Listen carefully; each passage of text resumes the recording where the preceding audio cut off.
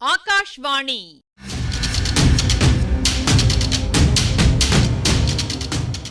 பொன்னியின் செல்வங்கள் வாசிப்பும் ஆய்வும். வாசிப்பவர் ராமசுவாமி சுதர்சன் அவர்கள்.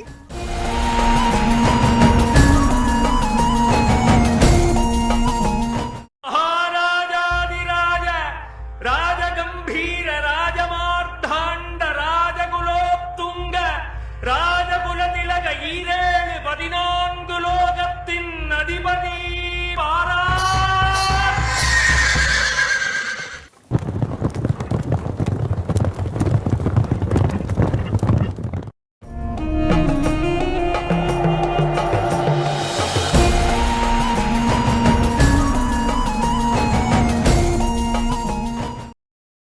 கடலில் வந்தியத்தேவன் குதித்து விட்டான்.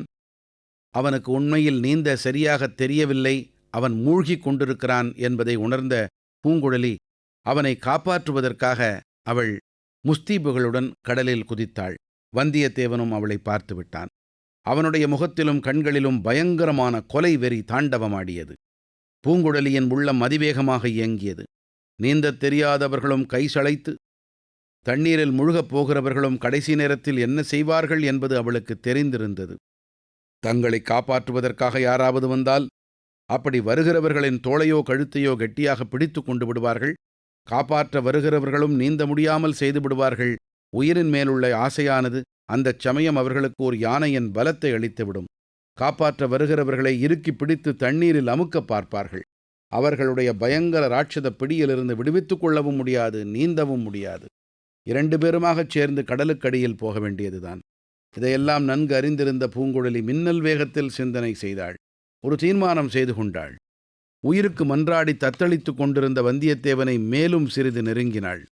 அவனுடைய தலைப்பக்கமாக வந்தாள். ஒரு கையினால் நீந்திக் கொண்டு இன்னொரு கையை இறுக மூடி ஓங்கினாள். வந்தியத்தேவனுடைய முகத்தை நோக்கி பலமாக ஒரு குத்து குத்தினாள்.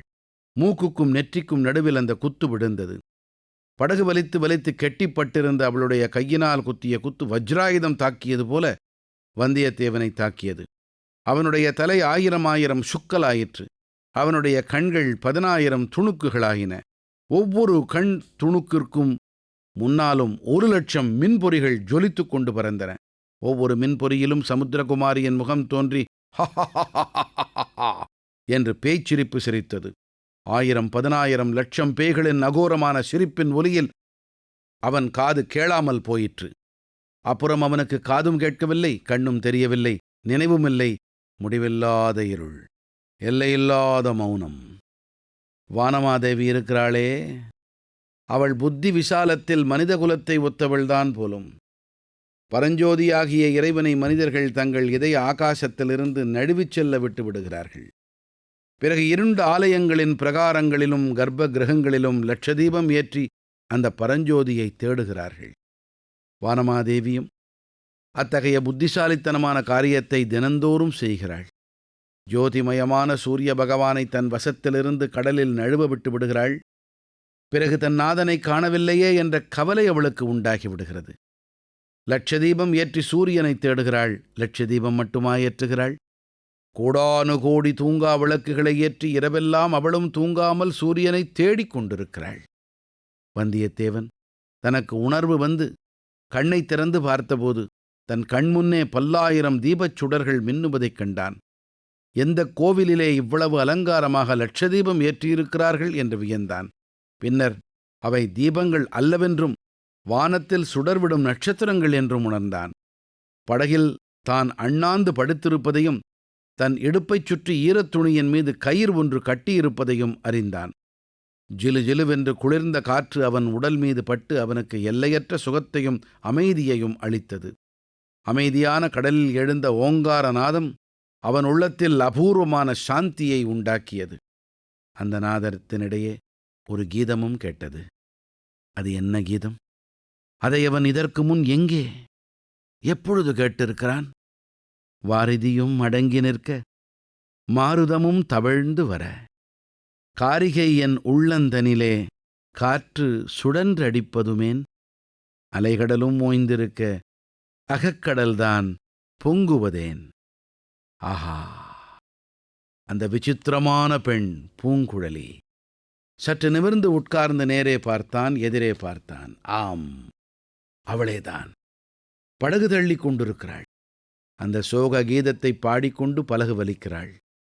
காரிருளிலே ஒரு மின்னல் மின்னி பல பொருள்களை ஒரு நொடி பொழுதில் காட்டிவிடுவது போல முன்னிரவில் நடந்ததெல்லாம் வந்தியத்தேவனுக்கு பளிச்சென்று ஞாபகம் வந்தது. அதாவது, அவன் கடலில் தத்தளித்த போது பூங்குழலியும் கடலில் குதித்து அவனை நோக்கி வந்து அதுவரையில்தான் ஞாபகம் இருந்தது. பிறகு நடந்தது ஒன்றும் அவனுக்கு நினைவில் இல்லை. தன்னை அந்த பெண் காப்பாற்றி படகில் ஏற்றியிருக்க வேண்டும்.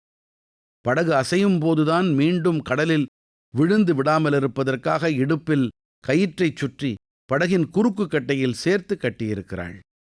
கயிறு உடம்பின் தோலில் பட்டு வலிக்காதபடி அரை ஆடையின் மீது சுற்றி கட்டியிருக்கிறாள்.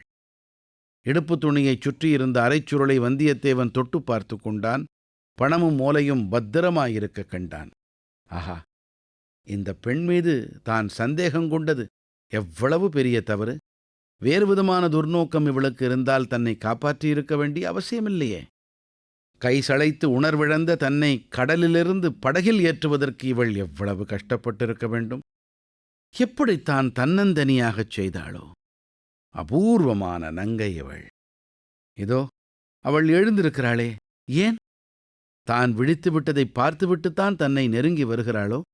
வந்து என்ன செய்யப் போகிறாள்? இல்லை இல்லை, வேறு ஏதோ செய்கிறாள். ஆஹா, பாய்மரத்தில் பாயை கட்டப் போகிறாள். எவ்வளவு கடினமான வேலை, அதுவும் தன்னந்தனியாகச் செய்வது. பூங்குழலி, பூங்குழலி, ஓஹோ, விழித்து கொண்டு விட்டாயா? என் கட்டை அவிழ்த்து விடு, நானும் உனக்கு உதவி செய்கிறேன். நீ சும்மா இருந்தாலே போதும், அதுவே பெரிய உதவி. கயிற்றை அவிழ்க்க வேண்டுமென்றால் நீயே அவிழ்த்துக் கொள்ளலாம்.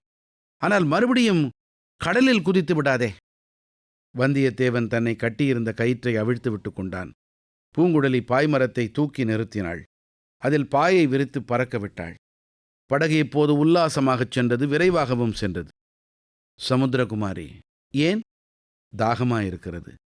உப்பு தண்ணீர் குடித்திருக்கிறாயல்லவா? தாகம் எடுக்காமல் என்ன செய்யும்? சுரை குடுக்கை ஒன்றை எடுத்துக்கொண்டு சமுத்திரகுமாரி வந்தியத்தேவன் அருகில் வந்தாள். உனக்கு சாப்பாடு கூட கொண்டு வந்தேன். நீ கடலில் குதித்தபோது அதுவும் விழுந்து விட்டது. நல்ல வேளையாக இந்த சுரை குடுக்கை தப்பி பிழைத்தது. இப்படிச் சொல்லிக்கொண்டே சுரை குடுக்கையை மூடியிருந்த தக்கையை எடுத்துவிட்டு கொடுத்தாள். வந்தியத்தேவன் அதை வாங்கி தண்ணீர் குடித்தான். தொண்டையை கனைத்து சரிப்படுத்தி கொண்டு, உன்னை பற்றி தவறாக எண்ணிக்கொண்டு விட்டேன், அதற்காக வருத்தப்படுகிறேன் என்றான். அது ஒன்றும் பாதகமில்லை. நீ யாரோ நான் யாரோ, பொழுது விடிந்தால் பிரிந்து விடப் போகிறோம். இப்போது நேரம் என்ன? வானத்தை பார்த்து தெரிந்து கொள்.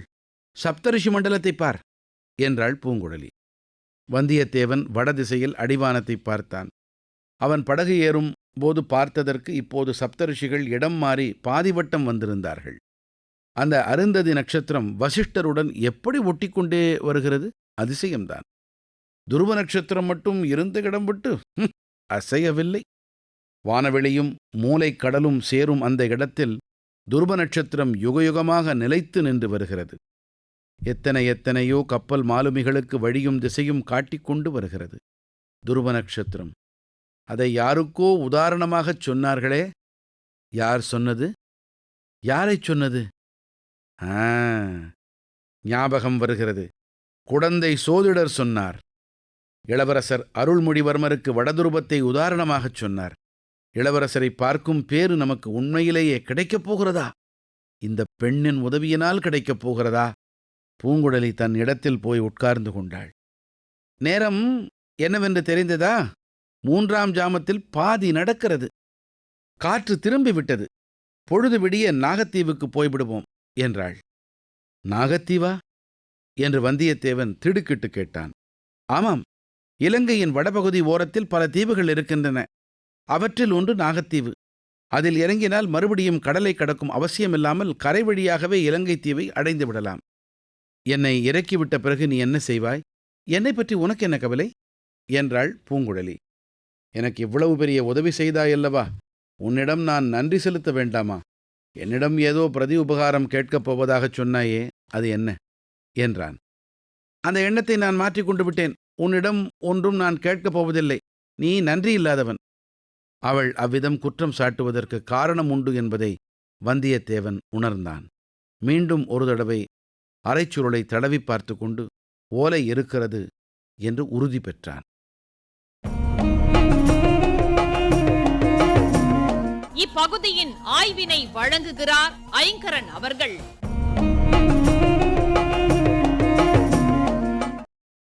ஏதோ காரணங்களால மனநிலை சரியில்லாத மாதிரி நடந்துகிட்டு வந்த பூங்குழலியின் மனத்திட்பத்தையும் உடல் வலிமையையும் இந்த பகுதியில் அதி அற்புதமாக காட்டியிருக்கார் கல்கி. அப்பப்பா, கேட்டுக்கிட்டு வந்த நமக்கே கொஞ்ச நேரம் என்னமோ ஆயிடுச்சு இல்லையா? அந்த குத்து வந்தியத்தேவனுடைய வீசி அடிக்கிற அவசர போக்குக்கு விழுந்த குத்து. மெய்சிலிர்க்க பண்ணிட்டார் ஆசிரியர். படபடப்பு நீங்கினதும் அருமையான உருவகம். பரஞ்சோதியான பரம்பொருளை அறியாமையினால நழுவ விட்டுடுறான் மனுஷன்.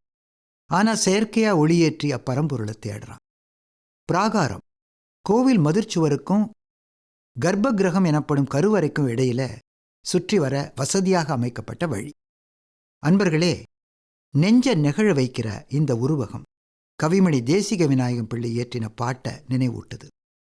உள்ளத்தில் உள்ளானடி அது நீ உணர வேண்டுமடி, உள்ளத்தில் காண்பாயெனில் கோவில் உள்ளேயும் காண்பாயடி. நல்லது, கதைப்பகுதிக்கு வருவோம். என் கட்டை அவுத்து விடு, நானும் உதவி செய்யறேன்னு கேட்டுக்கிறான் வந்தியத்தேவன். சும்மா இருந்தா போரும், அதுவே பெரிய உதவி. கயிற்றை நீயே அவுத்துக்கலாமே, ஆனா மறுபடியும் கடல்ல குதிச்சிடாத. இந்த குத்து முந்தையதை விட பலமானது. உனக்கு சாப்பாடு கூட கொண்டு வந்திருந்தேன். நீ கடல்ல குதிச்ச போது அதுவும் விழுந்துட்டுது. நல்ல வேளை இந்த சுரை குடுக்கை தப்பி பிழைச்சிருக்கு. பசியையும் தாகத்தையும் தொடர்ந்து எடுத்துக்கிட்ட பொறுப்பை அலட்டிக்காம செய்யற இந்த பெண் கல்கியாரின் அரிய படைப்பு. முத்தி காஞ்சி போன சுரைக்காயின் உள்ளீடு இல்லாத ஓட்டுல உருவாக்குற குடுவை சுரை குடுக்கை. ஒரு வகை மரப்பொருளை கொண்டு அடைப்பான் செய்வாங்க. இதுதான் தக்கைங்கிற மூடி. சப்தரிஷி மண்டலம் வடதிசை விண்மீன் குழு. வடதிசை விண்மீன் குழு வகையின் பெயர். பெருங்கலப்பை மண்டலம்னும் குறிப்பிடப்படுது. ஏற்கால் வடிவில் காணப்படும். இதன் வடக்கே துருவ நட்சத்திரம். துருவம் அசையாதது. ஒரு குடைய சாட்சி பிடிச்சு சுழற்றினா விளிம்பிலிருந்து மையப்பகுதி வர வட்டங்கள் உருவாகும் இல்லையா? ஆனா மையம் அப்படியே இருக்கும்.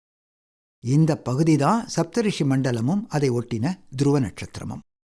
பூங்குழலி சொன்னதும் சப்தரிஷி மண்டலத்தை பார்த்தான் வந்தியத்தேவன். ஆனா நேரம் கண்டுபிடிக்க தெரியல. 3ஆம் ஜாமத்துல பாதி நடக்குதுன்னு திருத்தமா சொல்லி வியப்புல அழுத்துறா. இப்ப நள்ளிரவை கடந்து 1:30 மணி.